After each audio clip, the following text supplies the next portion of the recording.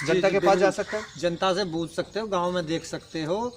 और कोई भी आदमी व्यक्ति इस गांव में चाहे शौचालय बने, चाहे मकान बने, चाहे किसी का लड़ाई है, चाहे झगड़ा, कोई ये नहीं कह सकता कि ग्राम प्रधान ने 10 साल में किसी की एक चाय पी हो, पैसा तो दूर है। अच्छा, एक दूसरे के उसमें ना ही कुछ ना ही चुनाव में इंदिरा हो रही है, कल साल का सभी लोग काफ़ी क्या कहना चाहते हैं आप वालों के लिए? जरूरी है जो भी अपने इससे थोड़ा सा सावधानी बरतें।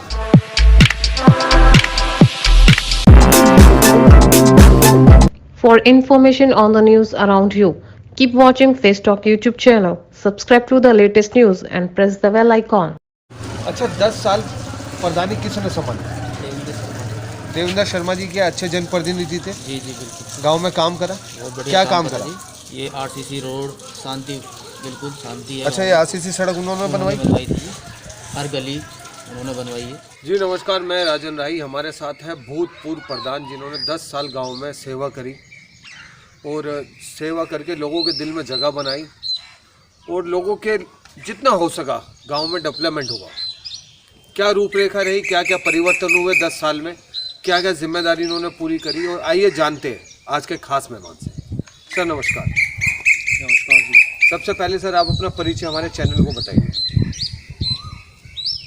मैं जोर से पिछली पंचवर्षीय योजना में ग्राम प्रधान देवेंद्र शर्मा, ग्राम शिवाया, ब्लॉक धौलाना, जनपद हापुड़ से हूँ। उससे पहले पिछली योजनाओं में मेरी मम्मी प्रधान थी, यानी 10 साल से प्रधान पद हमारे ही परिवार में रहा है, जिसमें लगभग कम से कम 250 पौने 300 शौचालय गांव में बनवाए गए। जिन पर आवास नहीं थे, कच्चे मकान थे, उनके आवास ही बनवाए गए हैं। पंचायत घर और सरकारी प्राइमरी जूनियर स्कूलों में कार्य कराए गए हैं, चाहे शौचालय का कार्य हो, चाहे पानी का कार्य हो, चाहे बिजली का कार्य हो, सब सरकारी संस्थान सब पे कार्य करा दिए गए हैं। गांव में लगभग 90% रास्ते सीसी रोड बन चुके हैं, कुछ इंटरलॉकिंग बन चुके हैं, और गांव में लगभग विकलांग, विधवा और वृद्धा पेंशन जो लोग पात्र थे, लगभग सभी की पेंशन बंधी हुई हैं, जो कि सुचारू रूप से चल रही हैं। और जो भी जनता की सेवा के मौका मिला 10 साल सेवा करने का, बहुत अच्छे तरीके से प्यार से सेवा की है। अब इस बार एससी सीट आने की वजह से आपने चुनाव नहीं लड़ा? हम चुनाव नहीं लड़ पाएंगे ना, एससी सीट है। अच्छा, एससी सीट आने की वजह से एक एससी ही प्रधान लड़का बना है। और अच्छा, जो भी आगे आने वाले टाइम में जो गांव में कार्य रह रहे हैं, अगली पंचायत तुम कामों को सुचारू रूप से करेगी। लगभग वैसे गांव के अंदर रास्ते तो ठीक हैं, जो भी काम रह रहे हैं छोटे मोटे वो सब कार्य आगे चलेंगे। और समाज में फिर भी कहीं अगर हमारे सहयोग की जरूरत विकास के बारे में, किसी चीज़ के बारे में पड़ेगी, हम उसके लिए तैयार हैं और सहयोग करेंगे। अच्छा, जो अब नवनिर्वाचित यहाँ से प्रधान बने हैं, जैसे कि आपने बताया कि एससी सीट में है, क्या आप उनको मार्गदर्शन करेंगे या वो आपसे कुछ प्रेरणा लेते हैं? ऐसा है, जहाँ भी विकास कार्यों में जरूरत पड़ेगी और उन्होंने हमसे सलाह ली है, सहयोग मांगेंगे तो हम हर तरह से तैयार हैं विकास कार्यों के लिए। उनको सहयोग करेंगे, समझाएंगे हर तरह से, जहाँ भी हमारी आवश्यकता जिस लायक हम तैयार हैं गाँव में। मतलब आपका मकसद है कि गांव में और डेवलपमेंट हो? जी जी जी। चाहे वो कोई भी प्रधान चुना गया हो, लेकिन गांव में काम हो, जी, आप ये चाहते हैं? जी जी। अच्छा, आपको लगता है जो अब नवनिर्वाचित अध्यक्ष चुने गए, प्रधान बने गए गाँव से, क्या वो जनता की अपेक्षा पूरी कर सकते हैं? ये तो आने वाले समय में देखो क्या होता है। आपकी व्यक्तिगत क्या राय है? व्यक्तिगत राय ये है, जब राजनीति में आए हैं, चुनाव लड़े हैं, ग्राम प्रधान बने हैं, तो सेवा के लिए बने हैं, सेवा करेंगे। और हमें भी इच्छा यही है कि वो निस्वार्थ तरीके से पूरा गांव, जो गांव का प्रधान बने, पूरा गांव उसके लिए बराबर है, लोगों की सेवा करें, सबकी सुने, गांव में शांति व्यवस्था बनाए रखें। ये हमारी भी यही इच्छा है और उम्मीद है कि खरे उतरेंगे। अच्छा, थोड़ा सा फ्लैशबैक में चलते हैं। ऐसे कौन से काम अधूरे रह गए इन 10 साल में जो अब पूरे होने चाहिए? 10 सालों में कार्य हैं जो हमारी कार्य योजना में भी हैं, जैसे कि शमशान का कार्य है, शमशानों में रास्ते का कार्य है, जो हमारे मतलब हमसे बच गए हैं, या 1-2 नाली ऐसी हैं गांव के संपर्क मार्गों पे कि नाली व्यवस्था होनी है।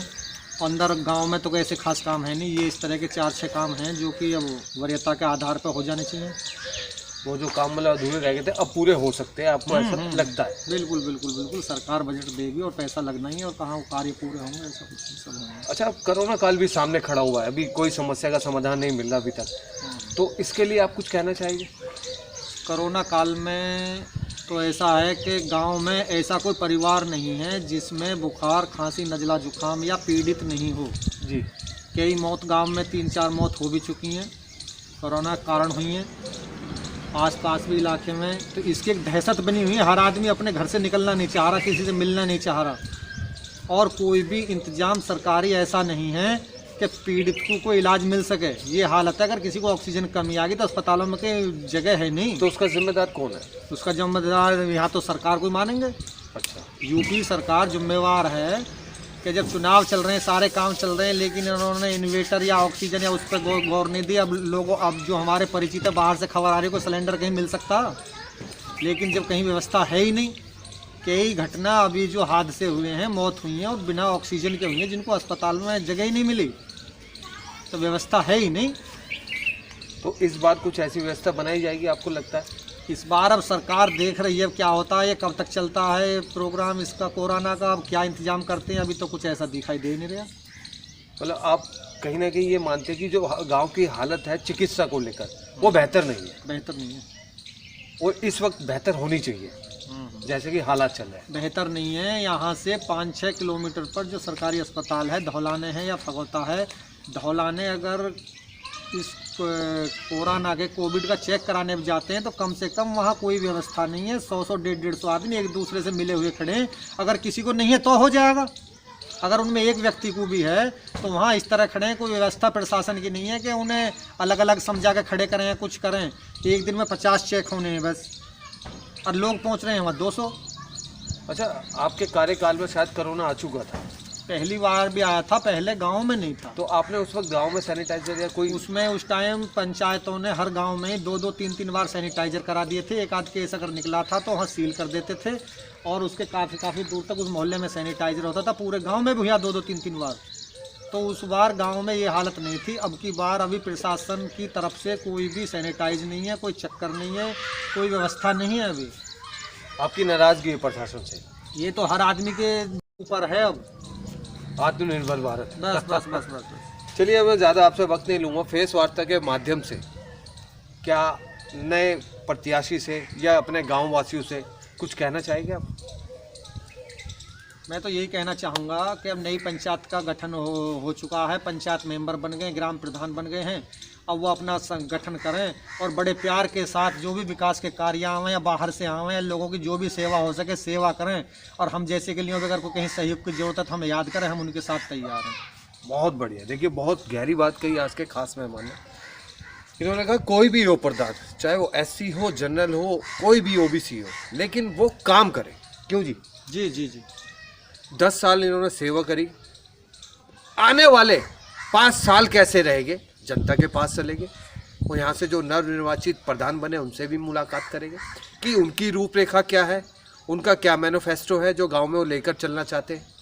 इन सारे मुद्दे पे आज के नवनिर्वाचित प्रधान से भी बात करेंगे, और भूतपूर्व प्रधान से भी हमने बात की। 10 साल अच्छे बीते, और कैसे बीते वो जनता के पास जाके हम पूछेंगे, क्योंकि एक तरफा कभी निर्णय नहीं निकलता। क्यों जी? जनता के पास जा सकते हैं, जनता से पूछ सकते हो, गांव में देख सकते हो, और कोई भी आदमी व्यक्ति इस गांव में चाहे शौचालय बने, चाहे मकान बने, चाहे किसी का लड़ाई है, चाहे झगड़ा, कोई ये नहीं कह सकता कि ग्राम प्रधान ने 10 साल में किसी की एक चाय पी हो। पैसा तो दूर है। अच्छा, मैं देख रहा हूँ कि वहाँ LED और माइक की अनाउंसमेंट, माइक किस लिए लगाया गया है यहाँ पे? माइक हर गांव में, हर मोहल्ले में एक स्पीकर है जिसको कोई आवश्यकता हो, जैसे कि राशन बंटना, कोई भी आवश्यकता हो, एक जगह से वहीं से आवाज़ लगा दो, पूरे गांव में सूचना मिलती है। और LED लाइट और सौर ऊर्जा की लाइट भी गांव में लगी हुई हैं, और 2 लाइट जो कि MLC कोटा से लगी थी वो भी गांव में लगी हुई हैं। लाइट की व्यवस्था सब कुछ ठीक है, सब सही है, और बस यही है। जी, धन्यवाद। देखिए, मैं देख रहा हूँ कि LED लाइटें लगी हुई है, सोलर ऊर्जा लगी हुई है, और सड़कें भी अच्छी है। अब हम चल रहे हैं गांव की तरफ। अब पद यात्रा करेंगे कैमरामैन के साथ गांव की तरफ, और जानेंगे 10 साल कैसे बीते और आने वाले 5 साल के लिए जनता की क्या अपेक्षा है। क्यों जी? जा सकते हैं? जी जी बिल्कुल। चलिए दर्शकों, क्योंकि हम सच सिर्फ आपके सामने लाने की कोशिश करते हैं और आप हमारी कमियों के बारे में भी सुझाव बॉक्स में जाके हमें भी अपनी राय दे सकते हैं। देखिए, मैं हूँ इस वक्त गांव सिवाया में और यहाँ से जो भूतपूर्व प्रधान रहे उनके बारे में पहले बात करते हैं और अब जो मौजूदा प्रधान उनके बारे में भी बात करते हैं। अच्छा साहब, सबसे पहले बात करेंगे फ्लैशबैक की। 5 साल पिछले कैसे बीते? बढ़िया बीते, कोई झगड़े वाली बात नहीं करी। जो भी है उसमें आप शायद पंडित जी थे। क्या नाम? मेरा नाम नरेंद्र है जी। आपका नाम नरेंद्र, और जो भूतपूर्व प्रधान उनका वो नाम? देवेंद्र शर्मा। देवेंद्र शर्मा। कोई उन्होंने कोई गांव में कि वो ऐसी पार्टीबाजी नहीं होने दी, काम सही करे हैं। और थोड़ी सी कमी या बेसी तो होती रहती है, सभी में होती। कोई भी उसकी पूर्ति नहीं कर सकता, क्योंकि सत्ता में जो रहता है किसी पूर्ति नहीं कर सकता। एक 100 में 1-2 तो नाराज मिलेंगे, परंतु उन्होंने कोई ऐसा काम आताताई वाला नहीं करा, सभी संतुष्ट रहे हैं। आने वाले प्रधान के बारे में तो ये बताएंगे जो वो कैसे काम करेगा, परंतु आपने देखिए कहीं ना कहीं वोट तो दिया ही होगा। वोट दिया हमने। तो आपकी क्या अपेक्षा है आने वाले कल से? अपेक्षा तो यही है जी, सभी को उनको साथ लेकर चलना चाहिए और गांव में वातावरण सही रहना चाहिए, कोई झगड़ेबाजी नहीं होनी चाहिए। उम्मीद प्रधान जी, जाते जाते एक सवाल और मेरा, जैसा कि विश्व में कोरोना जैसी महामारी फैली हुई है, अपने गाँव वालों के लिए, देशवासियों के लिए आप क्या संदेश देना चाहते हैं? हमारे गांव में तो ये स्थिति, इसके जो हमारे गांव के जो लोग हैं बहुत ही सतर्क हैं, अपने सैनिटाइजर वगैरह और मास्क वगैरह सभी कुछ में एक दूसरे के उसमें ना ही कोई भीड़ भाड़ इतना, ना ही चुनाव में इतना वो नहीं है। कल साल का भी सभी लोग काफ़ी क्या कहना चाहते हैं गाँव वालों के लिए आप? जो भी है जो भी अपने इससे थोड़ा सा सावधानी रखें, मास्क वगैरह और कहीं भीड़ भाड़ ज़्यादा धन्यवाद। समिति जिनको आप काम करेंगे ही करेंगे। अच्छा, आपके और भी अधिकार है, आप चाहे तो अपने गांव को आदर्श गांव तक ला सकते हैं, आयुष्मान ला के बारे में चर्चा की। के बारे में जो विधायक जो होते हैं उनसे जो भी कुछ होते हैं वो आता है, विधायक होंगे जो हमारे सांसद होंगे, उससे जो भी योजना होगी उसकी हम ज़्यादा से ज़्यादा गाँव के लिए जाने की कोशिश करेंगे। क्योंकि देखिए, जिस चीज़ के लिए आप लड़े हैं और जो जीत गए, आपको अपने अधिकार तो पता ही होने चाहिए। ये अच्छी बात है कि आपको अपने अधिकार पता है जी। प्रधान जी, एक बात और मैं पूछना चाहता हूँ आपसे चलते चलते, जैसे पूर्व प्रधान से तो होता क्या है कि रिश्ता भी लेना होता है, तो जैसे बीच बीच में जो पूर्व प्रधान है उनसे भी यदि सहयोग की जरूरत पड़ेगी कि आप उनसे सहयोग लेंगे? हाँ जी, उनसे सहयोग लेंगे, सहयोग लेंगे, गाँव के सभी लोगों से सहयोग लेंगे जो जिनको जानकारी दे। देखिए, उनको 10 साल का अनुभव है, आप उनके पास जाके कह सकते हैं कि मुझे भी मार्गदर्शन कीजिए, आप बड़े हैं, आपने 10 साल गाँव में सेवा किया, काम किया। हाँ जी, तो उसमें कोई बुराई तो नहीं? नहीं, कुछ नहीं।